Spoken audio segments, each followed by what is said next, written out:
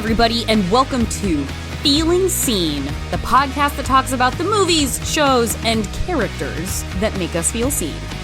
If you have been paying attention to me at all over the past several months, you will understand how beside myself I am to be speaking with today's guest. Drum roll in your hearts and in your minds, Jasmin Savoy Brown, who recently starred in YELLOWJACKETS and the new Scream movie. Shouts out to Mindy, Meek's new Scream canonically queer icon. Just a heads up, there are going to be some mild spoilers for both of those things.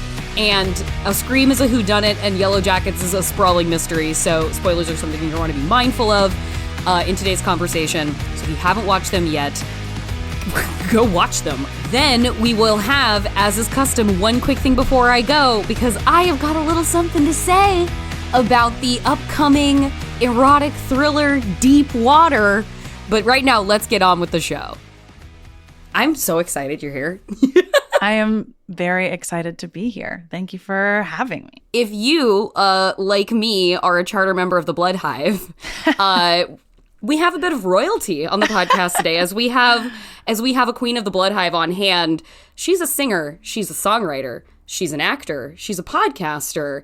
She is present in the room with me right now. She is Jasmin Savoy Brown. Hey! Is there anything else you want to shout out up top before we get going? Is that a sufficient introduction? I think that's more than a sufficient introduction. That's very kind of you. Also, I'm not used to hearing people call it the Blood Hive. Is that what people say? Is that the thing? That has become the Twitter parlance. Somebody could fight me on this. They're welcome to try. Okay. I believe I am the premier stan of YELLOWJACKETS. Oh, wow. From a sense of, I started hyping up the billboards around Los Angeles. Really? Before you even saw it? You yes, just were down with the billboards. Okay. I was posting, I would drive by the billboard on Fairfax and 6th and be like, YELLOWJACKETS billboard, everybody holler, coming up in 2 weeks. So wow, did the teaser just really sell you? Yes. Okay. The teaser really did. The Karen really did. Yes. The casting really did. Yes. I am also, and this is for real, like perhaps America's foremost scholar on Jennifer's body. So Karen Kusama is a Hall of Fame. You know, I only just saw that for the first time like 3 weeks ago. I had never seen it. I hope you enjoyed it. I loved it so much. That's very nice to hear. I'm always very happy when people say that. Oh, I loved it. No, that's why I was actually a little nervous to do this podcast, because I am not the best at pop culture. There's a lot of movies that I missed growing up. There's a lot of moments that I missed for various reasons, including Christianity. And so I'm catching up on all of it now in my adulthood. I did not grow up walking in any kind of faith, but I, perhaps like you, did grow up in a very Christian surrounding environment in the state of Oregon. Wait, what? Where are you from in Oregon? I never meet Oregonians. Just south of Portland in a little town called Canby in the Willamette Valley. Of course I know Canby. Wait, what? I grew up in Springfield. You grew up right across the 5 from my college, University of Oregon. So I was actually listening to your podcast, The Homo Schedule, and you mentioned continued lifelong regret from stealing from a TJ Maxx in Eugene. And you knew exactly the TJ Maxx I was like, I've been to this TJ Maxx. That is so funny. And that whole area is like so different now. That little mall is like really big. Yeah, that is hilarious. I never meet Oregonians. So you agree that Oregon water is the best water, and that Tillamook cheddar cheese is the best cheddar cheese. Tillamook cheddar cheese is the best cheddar cheese, yes. And Tillamook ice cream as an extension is the best ice cream. God, don't even get me started. That sounds so good. I don't even eat dairy anymore, but I want some right now. I think because of growing up in Oregon, I think that's why I can no longer process lactose, because I'm not kidding. Like in elementary school, you had your quota. I would come home from school and I would have a grilled cheese sandwich, and I'd have some yogurt, and I'd have a glass of milk, and I'd have some ice cream, and that would be like my after school snack. No joke. Wow. And so by the time high school hit, my body was like, you've had enough for 80 years on this earth, my girl. Like, you're done with the dairy. You're like, I would like to eat dairy again, but I also recognize I have eaten the dairy in my life. I've eaten all of the dairy for you and me and my next door neighbor before age 12. No regrets. Well, I'm so proud to be talking to a fellow Oregonian, and I'm so proud that we can claim you in the Pacific Northwest. That means a lot to me. Yes, hardcore. For the purposes of the podcast today, yes. What are some characters that you have brought to us to discuss where you felt they really resonated with you? Yeah, thinking about this, I realized there's not. And again, I'm sure they exist, but there's a lot of films I haven't seen, a lot of TV shows I haven't seen. That is not germane to our conversation. What is germane to your life is what is germane to the conversation. Thank you. So, yeah, there's a few where I've seen different pieces of myself in a few different characters. The first one that came to mind is Raven. That's so Raven. I think, well, okay, we all know now. And Raven is a whole conversation we aren't going to get into, Raven-Symoné the person, but I'm just going to acknowledge that there's a lot there, and that's not what I'm talking about. What I'm talking about is her character on the Disney show, That's So Raven. Mm-hmm. Obviously, she's a Black woman, and there was a lot of queer-coded elements that now I was going to ask if you were picking up on the frequency as a child. Yes, 100%. As we do. In her energy, but also even just in the fact that she was witch-like and that she was quite literally described as a master of disguise. Like if you Google That's So Raven now, they describe her that way. And both of those things, witch-like powers, disguising oneself, and then also the beauty in her aliveness and vibrancy and the way she loved her friends and the way she made them laugh. All of that is very gay. Yes, all of those canonically things queer. Are gay. Canonically queer. So gay. And I definitely picked up on that. And there's a reason she was always my favorite Disney character. And then, of course, now we know why she was queer and there's so much to talk about. But so Raven is one for sure. Mm-hmm. When did Raven come into your life? I think when it was on, which was what, like 2007-ish? So I was I think mid-aughts, I think. Yeah. So I was in middle school and I grew up in a very, very white environment and had my best friend was another Black woman. And she was just so funny and actually reminded me a lot of Raven. There's this very specific episode that I remember where, what was her name? Oh, Liz Anya. Ha ha ha. Lasagna. And she went to her dad's restaurant and like posed as I think she went to her dad's restaurant. She went to a restaurant. It had something to do with her dad. And she was trying to like make him better, more popular or something. Excuse me. Some of our customers are wondering if you'll sing something off your new CD. He just got so dressed up and it was so dramatic and so over the top. Idea. Please sing something, please. No, I'm not sure I can. Oh. No. She cannot just sing cold. I mean, really. Lasagna is always better warmed up, brother. I'll consider hiring Victor back. It's showtime!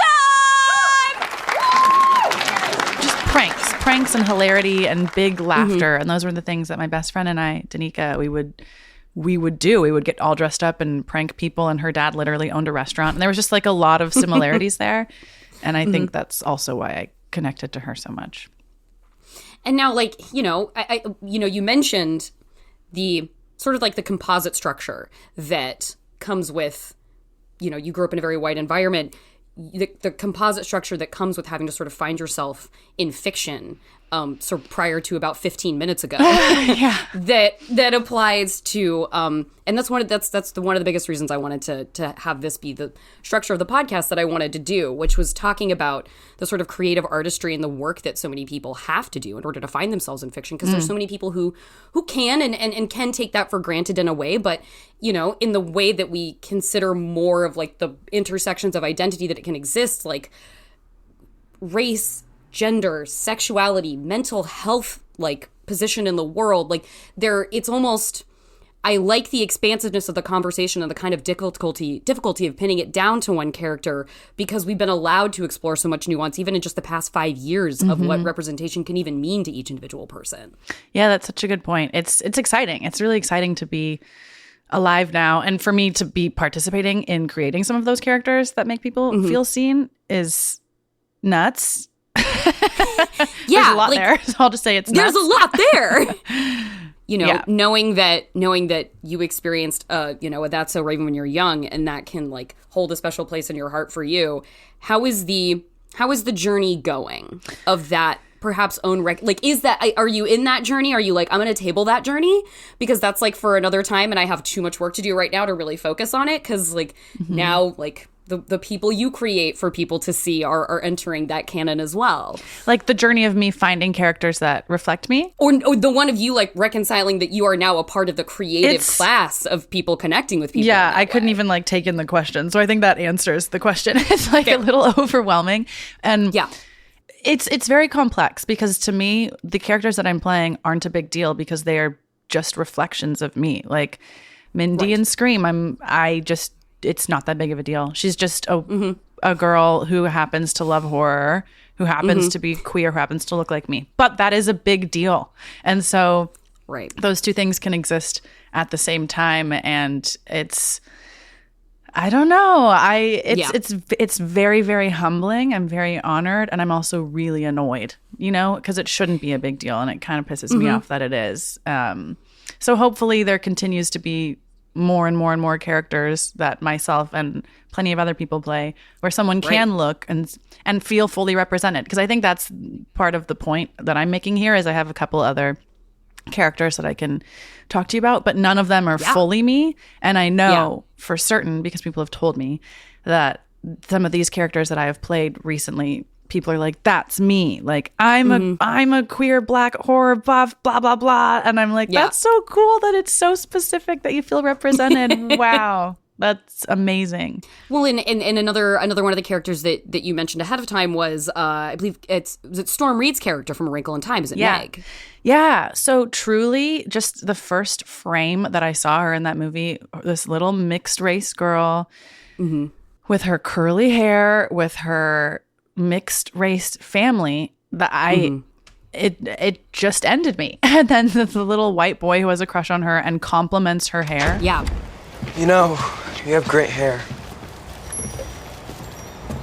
What? No, don't. Please don't say that. Okay. That was a thing my whole life growing up. Again, in an all-white environment, being a little black girl, there's a lot of racism, especially in the early 90s, early 2000s in Oregon. Not the best place to be looking like me. And the amount of times my hair was like the bane of my existence because all the white girls would get their hair complimented with their straight blonde hair, whatever. She's gonna tell everybody that you are here with me, and I'm just trying to protect your reputation, so can you come here? She already saw us. Besides, there's nothing to be embarrassed about. You say that now, but you don't know what it's like having every move you make mocked and ridiculed. All these white girls would be complimented, rightfully so, they're beautiful, but so was I. And my hair was never a positive topic of discussion.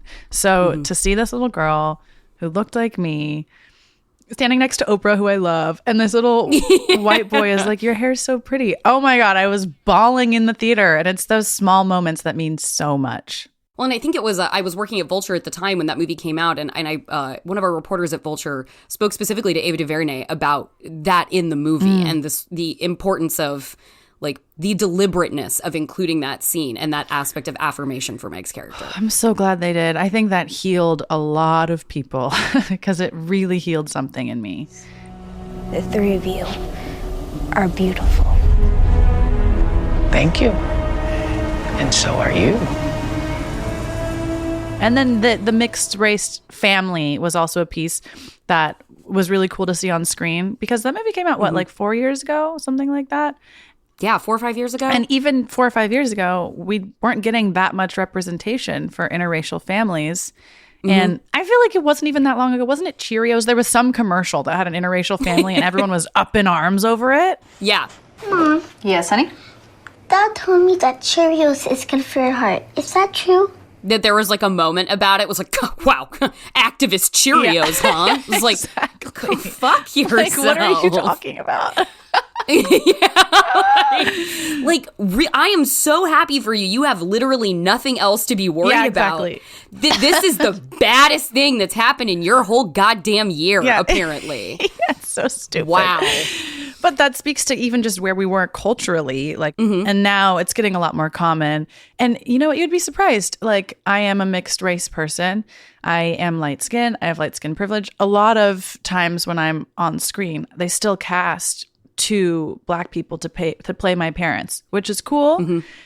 And it's really important to see the representation of a white parent and a Black parent. And that is only just starting to happen a bit more. Obviously, it happened in Scream, which is so sick. Martha Meeks being our parents. And it happened in Yellowjackets. And that's a whole other conversation about Tanya and I were really clear that we wanted our mother to be Black and our dad to be white, which is similar to Meg's parents in A Wrinkle in Time. It's all just to say it's important, and I hadn't seen very much of it, and it was really healing for me. Now you've become like a positive Twitter main character a few times. That can be a bad thing. You've become a positive Twitter main character recently for like in press rounds going around for like Yellowjackets, where you have talked about just like your advocacy in projects that you're involved with for things being done right. And what I wondered about with that for you was, do you when you were that you find out that Van, the wolf attack, none of us know it's going to happen, and you're like, what the fuck is this? And you take that moment to reach out to someone and be like, what's going on here? In that moment, are you like, all right, I'm summoning this up and I'm gonna like, it's game day and I'm gonna jump up and down a few times and I'm gonna send this text? Or is that just reflexive for you? Like, do you feel like you're at a place where you're like, it's all or nothing, so I just fucking say it? Or is it like, nah, man, that was a scary thing to say? Both. I'd say 80% all or nothing, 20% scary, but the scary comes afterward, maybe because I'm an Aries and I act before I think a lot. But also, how old am I? Yeah, so I've been doing this for like 10 years. And I'm tired, even though it's the beginning. I'm tired because I am a queer Black woman, and there's been a lot of bullshit. And a lot of bullshit before me that I just feel in my spirit. And a lot of my friends have dealt with a lot of. So at this point, I know my worth. I know what I have to offer, and I know that I'll work again. And so I'd rather not participate in something that I think isn't right. And so, no, I read that script. I was so mad. I didn't send a text. I called both of our showrunners and was like, what? This can't happen, you guys. Like, I'm sure you know this, but this is literally a trope. We're not going to do this bury our gays thing. Like, what are you doing? And they were like, no, don't worry about it. She's not going to die. And I was like, sorry for yelling at you. Have a nice day. Let's not forget this happened because I want you to remember it happened, but let's move forward as friends. Anyway, you want to go get drinks? Yeah, exactly. Yeah. I feel like, you're pretty high up on the call sheet, I would assume, for Yellowjackets, and you're not the only woman of color on the set. And my hope is that it's the responsibility of people with authority or people with status where it's like, can I push this forward for the people around me? Can I protect the people around me to make, because they can't make this call that I can make necessarily, but that's a hot seat to be in. Totally. I will say I wish that in general, more people with more privilege took more responsibility for those conversations, because I think I didn't necessarily have to be the one to make that call. Other people could have too. And maybe they did, and I just don't know that. But just in general, responsibility to speak up does always fall on the minority. And that's annoying. No, it's complete bullshit. Yeah, so I encourage everyone to also speak up in general. Yes, please everyone. Please everyone speak up. And in the act of hearing that, in the act of my saying that, like that has to be like an implicit promise for somebody in my end, sitting in my chair as a little white girl, to be like, I've said that, and now I have to fulfill and live up to that. Like, I'm on the fucking record. It's not just a conversation in private. It's like, this is, and I should be held to account for that by people who heard me say it, because it can't just, and talk about somebody bearing the brunt of responsibility constantly for everyone else, and that's Black women. So. Yeah, it's true. And I appreciate you saying that. And I think me just saying all of this so candidly speaks to what I said before about like, I'm tired, I'm over it, like step up, people. And I can say that I'm tired in my mid to late 20s, but there are people who've been doing this for way longer who are way more exhausted, and this industry is full of so many things, so much beauty and so much pain. And that's song lyrics. I'm gonna go write a song now. Well, I've been enjoying your most recent drop, Orange Line. Thank you. It's a very, I will say, I hope it's not untoward to say it's a very sexy song. No, say it, please. It's a very sexy song. Tell me about the music artist Jasmin. Yes. And the truth of music artist Jasmin versus like the truth that can be conveyed through visual screen artist Jasmin. I feel like there has to be a difference in sort of those creative brains and creative expressions. There's totally a difference. I appreciate you saying that. You liked the song. Thank you. I'm Yes, very much so. I'm proud of it. I'm proud of the video too. I made the video with one of my best friends, Violet Bean. She's an actress and a director now, and she's directing all my videos. In fact, we just shot a new one this past weekend, which is very exciting. Yeah, the difference between the music and the acting for me is the music, there's nowhere to hide. It's my words, it's my voice, it's my melody. It's very, very revealing, and that is so freeing and also so scary. And I think that's why it took me so long to actually commit to doing it. I've been a singer-songwriter forever. Like in high school, I would write songs, but I would really only sing them to like my closest friends. It just always felt so precious and so private and scary. And it's always been, I'm not afraid of failing in acting. I'm not afraid of making a choice, taking a risk in a scene and it falling flat, and everyone's like, well, that didn't work. Because I could be like, well, it was your writing. You know what I mean? Or whatever. Yeah, is it because of the team sport aspect of it? Kind of? Yeah. Or I'm kind of joking, but like it's also just, okay, well, I tried it didn't work. Let's try the next thing. It's not all on me. Whereas the music, I don't know, if let's say I'm doing a show and I try something in a new key and it sounds bad, that was it. And it's on record and I can't, it's all on me. And it's just much more personal. If someone goes, yeah, I don't like that show you're in. I'm like, well, I don't care because I didn't write it or direct it or edit it or produce it. So but if someone's like, I don't like your song, I'm like, well, why don't you like it? You hate me? Yeah, exactly. What did I mean? It's so much more personal. But it's been fun. It's been really fun. And I'm excited for this next chapter and to see where it goes because it's all still very new. We're going to take a quick break to hear about some other shows on Maximum Fun. But, as you know, I'll be right back.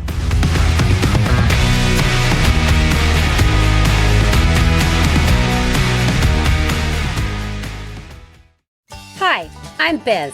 And I'm Teresa. And we're the hosts of One Bad Mother, a podcast about parenting.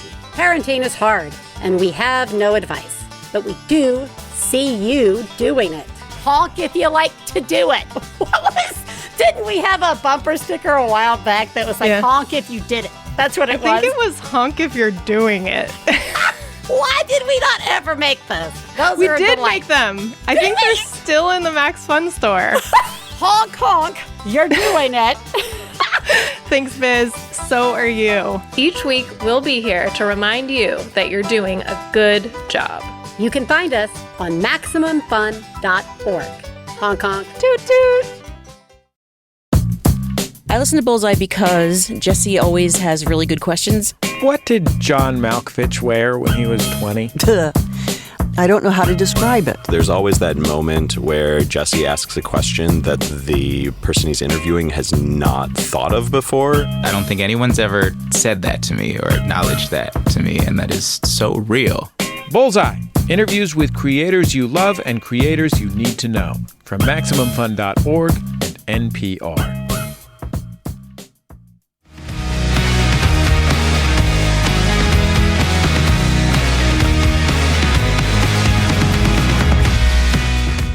Welcome back to Feeling Seen. I'm your host, Jordan Crucchiola, and I am so delighted to be talking with Blood Hive Princess Jasmin Savoy Brown about all the ways we want to feel seen by the media.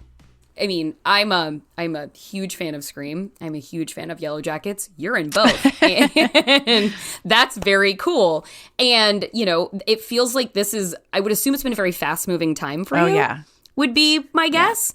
Yeah. And how are you dealing with that? Because, like, from what I've gathered from listening to the Homo schedule is that you're a bit of a packed schedule kind of person, like not a lot of downtime. Now that you're sort of in your, at least in this sort of warp speed moment, is that like, all right, we're throwing ourselves into the chaos, or in like I'm in my natural environment of just go, go, go? Or is there like a forcing of, it's like, okay, we need to like take a step back and like and I need to work on my music over here because this is moving so fast over here? So I love the question. It really is both. So often my responses to things are both, which is can be annoying, but it's true. I love the fast-paced go, go, go. I've got press. I've got this here. I've got this fitting today. I've got this meeting. I've got da-da-da-da. And I'm trying to learn how to balance that with knowing when to say no, because at the same time, now a bunch of people suddenly want to hang out with me, which is cool, but also I'm like, why? And I typically am someone who says yes and deals with a lot of guilt in general in life. Maybe that's the Christian upbringing. I can't imagine it's dissociated from it. Yeah, there's nothing to do with that. No, I'm sure it does. And so I'm really working on learning just my boundaries, and that it's okay to say no, because a no is a yes. A no to that coffee I'm not really interested in going to anyway is a yes to either me spending time with a friend I want to spend time with, or watching a TV show I want to watch, or napping or whatever. So yeah, it's both, and it's just it's a good learning time for me of figuring all of that out. Now, I think I want to transition from pressures of Christian upbringing to another movie that you mentioned. That I only recently watched for the first time, actually, and was happy to revisit again. Plan B. Now, who within and what about Plan B? This movie is so much fun. Oh my God. What about this movie and which character within it really spoke to you? Well, okay, this movie as a whole, because it centers on two best friends who are both women of color living in a all white environment. Like that is the core. There's so much more, but that is the second this movie began, just like with A Wrinkle in Time. The second I saw these girls on screen, I started bawling because I haven't seen this. And then specifically Lupe, because she's closeted and ends up coming out to her best friend later in the movie. And this is another moment I'm going to talk about Danica, my best friend from growing up, because she's very much Sunny and I'm very much Lupe. And just like these two best friends who get up to shit and have fun and are there for each other and are women of color surrounded by all these white people who are doing their best. And then you add to that it is one of those raunchy coming of age films where we see everything. Like we see a penis and they basically steal the car and they sneak to the party and Sunny likes the boy and has sex and it goes wrong and their best friend has to be there for her. All of it we've just seen so many times, mostly with white boys. And then if not white boys, with white girls. And then there's not even usually anything gay in there. So it just seeing this specific type of film that I love, but seeing it made for me and in a sense about me and by someone I just love. I love Natalie Morales and she's a friend of mine, so that adds to it. She as well. directed the hell out of that She directed the hell out of it, and she talks about it on my podcast, which is pretty cool. This movie also it healed the part of me that wanted to see myself on screen in these roles, and it made me laugh, and I just love it so much. You talk about her a lot. Are you and Sunny like more than friends? Oh no. Oh God. Oh, she's my best friend, and I would probably kill for her. Literally do anything for her. Seriously, it's gotten weird. But no. Well, I think a very delightful thing about the Homo schedule is the emphasis that you make it the mission statement sort of right at the beginning of like, this is going to be about queer joy. Like this isn't going, we can watch more painful things involving queer people. We can experience many of those things and those stories and those origin stories and those coming outs. And this is going to be about, as you say, celebrating the wins. And I identify as a pan-romantic, gray, asexual person. Love it. And so for me, friendships are my love stories. Yeah. And in watching Plan B, it was so joyful to experience that, like, we're only really, really starting to honor the friendship love story. Yes. In film. And I think there is something so extremely queer about friendship love stories from just like in their DNA, because heteronormative structures tell us that like there's just friends and then there are significant others. I hate that. I've been talking about that lately. There's so much more in the middle. Let's explore the binary. This is what I'm saying. And the kind of intimacy that comes from the friendship of like a Sunny and a Lupe. It is not a replacement for a sexual partnership. It is not paramount to, it is tantamount to, and it simply occupies a different space that is equally as important. And I wanted to hear from you about sort of the joy of that kind of queerness, perhaps, and like the queering of the space of relationships and being able to see non-normative love stories on screen. Love that you brought this up, because this is something I've been talking about a lot lately and exploring even just in my life. I specifically brought up to a friend what you just said, how there's level 1, which is your friend who you're totally platonic with. There are no feelings, no attraction. We don't even know what sex is. And then there's the person that you're dating. And by the way, you're dating them because you're looking for marriage, and it's like a relationship headed toward marriage. If 1 is 1 and 10 is 10, what are all the numbers in between? There's so much to explore. And in my life, I've been talking about this a lot, but I'm reading Ethical Slut, and I'm like exploring that world and looking at poly, looking at open, and also just being much more conscious and comfortable with the fact that a lot of my friendships are romantic, and we're talking about it more. Now, there's romantic friendships like I have with my best friend in the world who's straight, Jess. We are never intimate with each other sexually, but our relationship is romantic because we are in love, and we say that. And every time we get off the phone, I'm like, I'm in love with you. You're the love of my life. She goes, I'm in love with you. You're the love of my life. She's the person I tell everything to. I want to go on long walks with her at night. So strongly.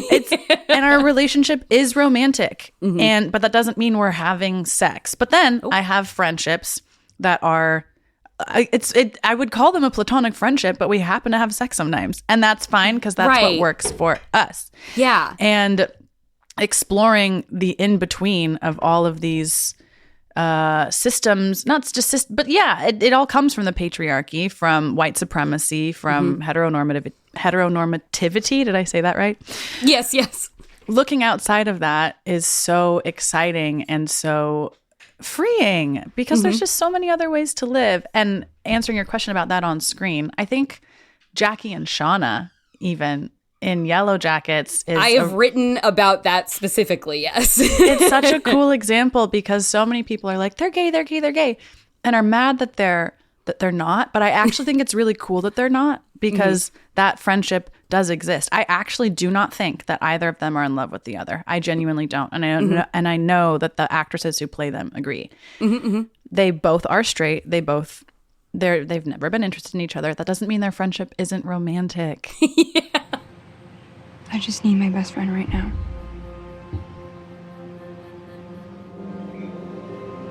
Come here. That's just female friendships. They're complicated and beautiful. And I think being comfortable with that and embracing that opens up your world to so many other possibilities. It's really cool that I'm not out like looking for a relationship now. I'm just present, seeing what happens with each person and going from there. And that's pretty cool. Jackie is my favorite character in Yellowjackets. I love a high maintenance hot girl. That's just, that fits great for me. I'm high output. High maintenance hot girls are high input. And so it's very complimentary. This is a symbiosis. But then I really realized what was so deeply seated in my love of the character, which was that she's a Jennifer Check. And you had said you'd recently seen Jennifer's Body, and the parallels between the Jennifer Needy Jackie Shauna friendship. I was like, oh, that's what this is doing inside me right now. Interesting. Well, it's because there's heteronormativity, and then there's that nasty little shadow of homonormativity too. Totally. That says like this is what queer community means, and this is who's invited in. Yes. And the lack of intersectionality with even within the beautiful array of the homo landscape. Fully. Yeah. There's so much there. I'm like, how deep are we diving? Looking at you thoughtfully. I'm like, and? Well, yes, and? Like, I was talking to a friend about this is similar but different to what you're saying. I was in a long-term relationship, queer, that was trying so hard to be straight. Yeah. Where like one of us was the girl, me, the other one was the boy. Like these are our roles. And then I think part of what like blew up that relationship among many things was I didn't want to be in that role, even in the sense of like who makes more money, who is out in the world doing more, who makes the decisions, and that like threw off the weird balance. But isn't the whole point of being queer and being gay to like not subscribe to these things that have been shoved down our throats? Yeah. But I think a lot of queer people, I don't know, maybe that was just internalized homophobia on my part of like, okay, well, if I'm going to be gay, it needs to look as straight as it possibly can. When it's like, babe, it's not going to look straight because it's literally gay. You know? Babe, come on. Well, like, what are you doing? And do you, you know, in especially in like advocating for yourself and perhaps like collaborating, I hope, with people who are, you know, perhaps the screenwriters, showrunners, directors of things that you're making, where you can come to the table and be like, listen, you're white, so you might not know this, but here's like, do you feel like you have the space to advocate for all the aspects of your intersectionality, like as a Black woman, as a queer woman, as a woman? Or do you feel like you're in a position where you're still having to favor one over the other to like sort of get the space you need to be heard? I love that question. I think it depends on who I'm talking to. Right. And I'm aware of that at this point. Usually it's all about, actually almost always, it's about being a Black woman, and the queerness is almost never an aspect, which is also partly why I wanted to do the podcast, The Homo Schedule, because I am queer too, and like I want that to be as much a part of my identity as everything else. I'm very excited about that, for that, of you, of that. Thank you. It feels really good.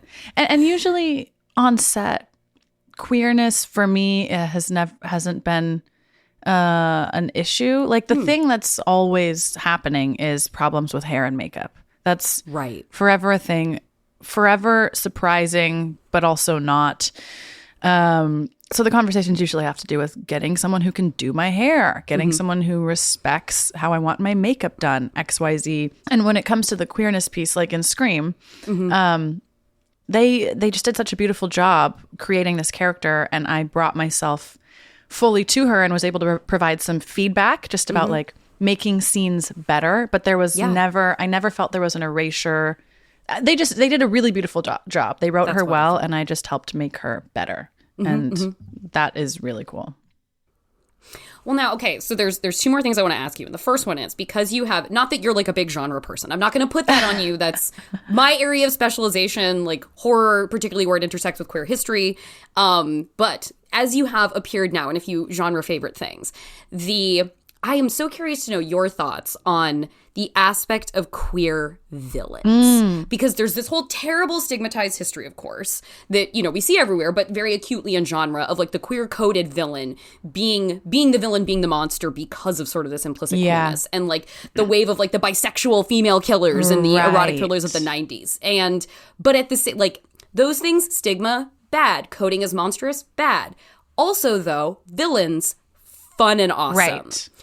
As somebody who is very embodied and is sort of walking through these, like, what does this mean to me? You're playing these characters, you're involved in constructing them. Where do you stand on a queer villain? Or do you have any stance at all? But you're a very thoughtful individual. I wondered if you might have a consideration. I appreciate that. Thank you. This is a good question. I genuinely feel like if there were more queer heroes, then we can have all the queer villains. It just needs to be more balanced, because you're right, it is fun. Playing a villain, queer or not, so dope, so fun. So I mean, amazing. So fun. I would love to, I mean, I guess I technically kind of have in the movie Sound of Violence. It's so fun to be a queer villain. We just need more queer heroes to balance it out, and then it won't feel weird. It'll just be like, oh, they happen to be queer, they happen to be the killer. Oh, they happen to be queer, they happen to be the hero. Who cares? It feels so rude to me that there has to, like, that this choice has kind of emerged as like do you want to be the monster, and do you want the power of the monstrosity, but do you want with that the stigma of the monstrosity, when it's like, maybe I just want to play the coolest fucking character on the screen. Right, exactly. Like, maybe I just want to vamp. Maybe I just want to be a badass. Yeah, like maybe playing a character who people are afraid of, but who happens to be gay is just very fun. Agreed. So I have a lot of anger around that sort of being taken from queer people in a sort of way. Yeah, no, I hear that. And I don't want to take it away. I think we just need to add to the options. Now I feel like the concluding question that I wanted to get to with you in the spirit of queer joy, in the spirit of, resonance with character, like when is the last time you like watched something or like took in pop culture and you were like, oh, thank God I'm queer. Oh, like, thank God I'm gay. Oh, honestly? Here, tell me about when you experience like a character, a show, or something where you're like, oh, thank God I'm queer. Like, wouldn't have it any other way. You know what? It happens all the time. It happens constantly. Tell me lately. about it. Like, okay, the last show I watched where I felt that, the new season of Queer Eye, of course. And then actually I was listening to Jonathan's, JVN's podcast having Brandi Carlile as a guest. I listened to that in the shower the other day. And that was one of those moments because Brandi Carlile, Pacific Northwest, of course. I went to her concerts as a kid. And she had this moment. They asked her, when you were young, did you always know that you would grow up to be Brandi Carlile? And she said, yes, I did. I did know that. And that made me so happy because oh my God, Oprah says that. And I'm starting to say that. Like, none of this is a surprise. And we're supposed to be surprised as a woman. I'm supposed to, oh my God, I've been invited to the party as a Black woman. Yeah. You want me in your movie as a queer Black woman? Wow, I can't believe I've been invited to. No, of course I have, because I've been working my ass off and I have a clear point of view and I'm not surprised. This was always the plan. And so hearing Brandi Carlile say that, or hearing someone like Oprah, who's not gay, but is my idol in so many ways, stand in their power and own that shit and own that they know they're badass and excellent makes me feel so good. And so that was the last moment. That was like 2 days ago in the shower. Brandi said that. She's talking to JVN and I went, yes, I'm in that same club. I'm so happy I'm queer. Maybe I'll get to interview them on my podcast someday. As we part, is there anything you would like to direct people to in the immediate? Obviously, you have very famous pieces of film and television out in the world, very immediately and recently. But like maybe the Homo schedule, anything else? Maybe the music. What do you got? Yes, well, the Homo schedule, we have, I believe, 3 more episodes dropping every Monday. Check out my latest music video, Orange Wine, and it, like the song, very sexy. Very sexy. Very proud of that Well video. done to you and Violet Bean. Thank you. And Ali Schultz, our amazing DP. And yeah, just watch my Instagram to see what's coming next. But it's an exciting time. Oh, and you do the Homo schedule with Liv Hewson. With the one and only. It was so fun to watch the surrounding fandom of Yellowjackets crop up of just like, suddenly I became very aware of how many people are obsessed with Liv Hewson. There's a lot of them. They were like, oh my God, the Liv Hewson show? Yeah. I was like, amazing. People love Liv. And you know what's funny? When I asked Liv to co-host with me, we did not know that our characters would fall in love and would be a couple. We had no idea. So we were recording season 1 of the Homo schedule as we were shooting season 1 of Yellowjackets at the same time. We would shoot during the week, record episodes on the weekend. And as time goes on, we went, oh, this is hilarious. The fans are going to die. Truly. You just gave the shippers you gave the shippers their whole lives. Yeah, you're welcome. Well, Jasmin, thank you so much for taking the time to talk to me today. This was a pleasure. I have been so hoping this would work out, and it did, and it feels like a real little gay gift. It does. I'm so happy we got to do this. You're in LA, right? I am in LA, yes. Then I'm sure I'll see you at Gay Ass or something, which I've never been to, by the way. I hope that's where our paths cross next. That feels like it would be a fated alignment. Agreed. Okay, I feel confident saying that was an actual dream come true to talk to Jasmin Savoy Brown, woman of the moment. Can't wait for more Yellowjackets and more Scream. If you're not already obsessed with her, watch and listen to any or all of her many projects, including that music we touched on earlier. It's actually really good, and I think you'll really enjoy it if you're a person with taste. Get out there, there's plenty to find.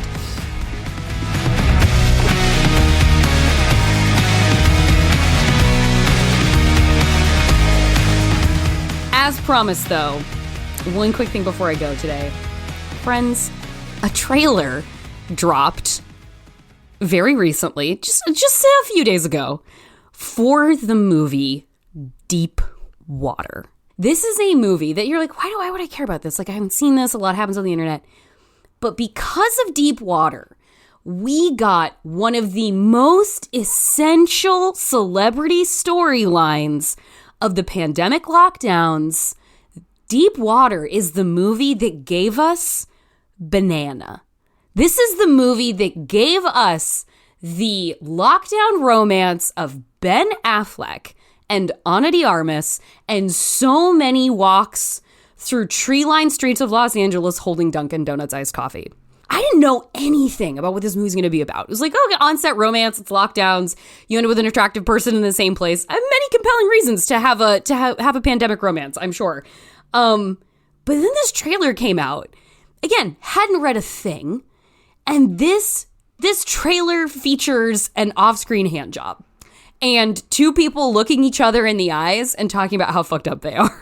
And then you got that title card in the middle of the trailer. It says like, from the director of Fatal Attraction and 9.5 Weeks, an Indecent Proposal. This is Adrian Lyne. You look at that and you look at Ana de Armas being like, every man gets bored of me, but you love me and you're going to stay, right? I'm a messed up person. While giving him the aforementioned hand job.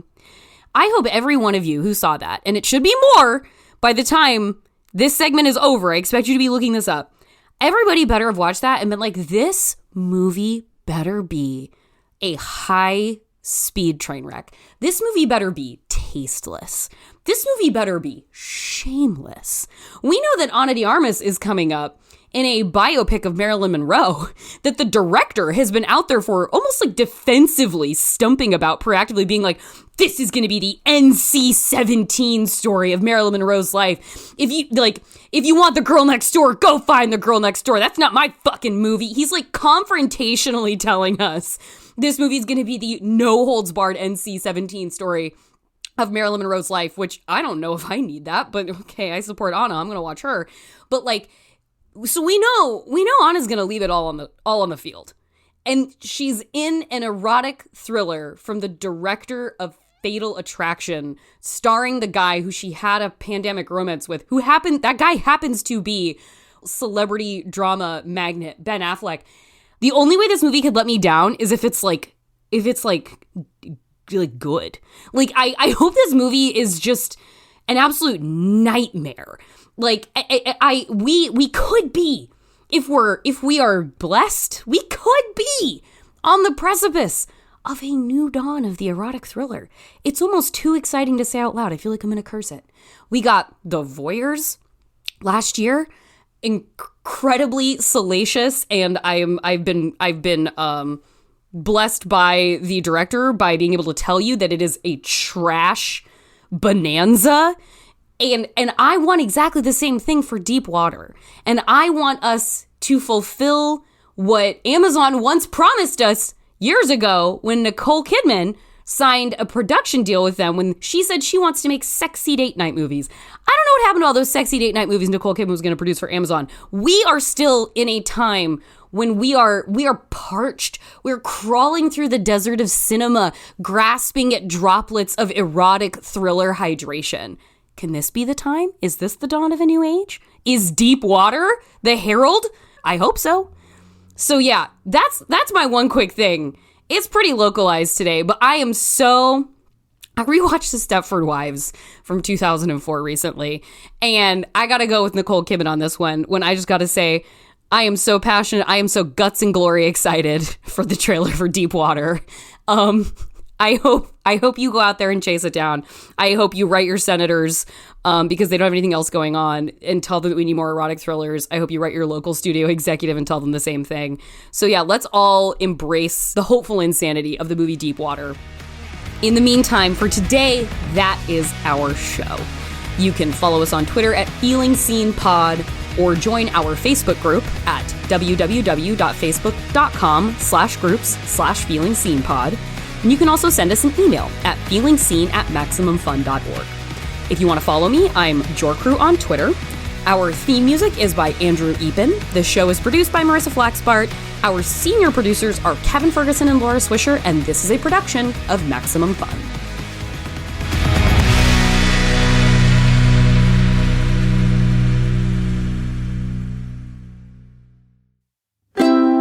MaximumFun.org.